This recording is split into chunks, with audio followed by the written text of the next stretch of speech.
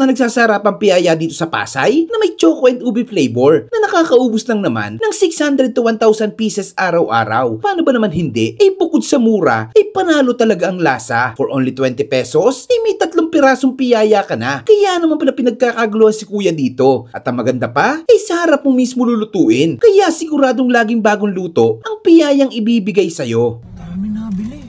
Pinipilahan pala talaga. Puntahan natin. Boss, magkano ang palitaw mo? Tanga ka ba? Piyaya yan. Piyaya ng ano yan? Ng Bacolod po. Bacolod. Magkano po yung ganyan nyo? 3.20. 3.20. Anong flavor po niyan? Ube tsaka chocolate po. Saan gawa ang piyaya, sir? Harina tsaka bascobado po. Okay. Kailang ganyan kayo, sir, sa isang araw? 600 plus. Sa 600 plus po. 600 plus. Combine na yun, ube tsaka chocolate. Ilan ang kasya sa ganito, sir, sa isang lutuan na ganito? 54 piraso po. Gaano katagal lutuin siya? 10 minutes. 10 minutes. 10 minutes. Sige, sir. Pero may luto na kayo dito, ano? Marami na yan. Anong location nyo dito, sir? FBI Rizal Pasay City po. Anong oras po kayo nag-o-open? Alas 11 ng umaga po. Hanggang anong oras po? Alas 5. Alas 5. Anong pangalan nitong ano mo, sir? Tindahan mo? Wala pang pangalan, boss. Walang pangalan, ano?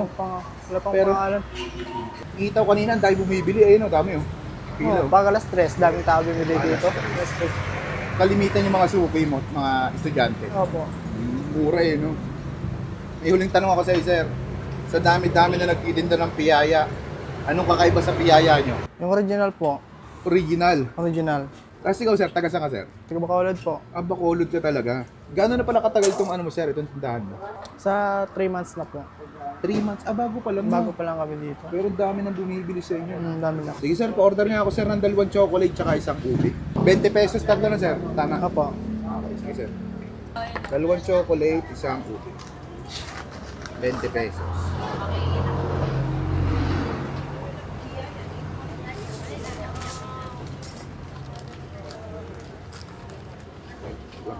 Sir, bayad, sir.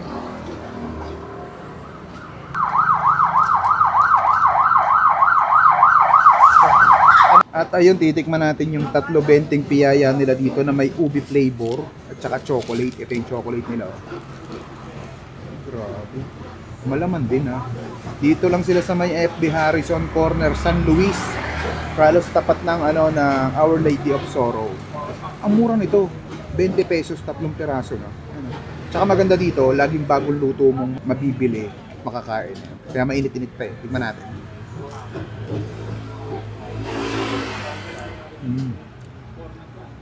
Sarap. Favorite ko yung mga ganito. Tsaka malaman na. Hindi tinipid sa laman. Solid ito. Tignan natin yung ubo. Malaman.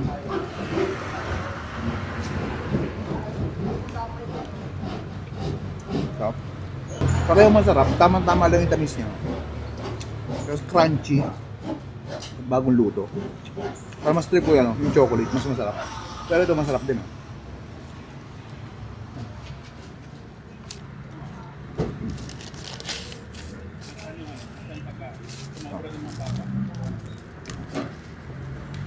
Grabe.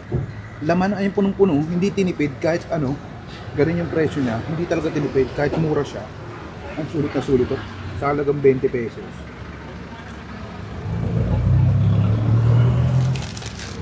Ayan, bis tayo na dito yung piyaya. Dito lang sa may tabi lang siya ng Marinduqueño. FB Harrison, Corner San Luis. Napakasulit dito mga lods. Ha? Order pa ako, nabito na ako.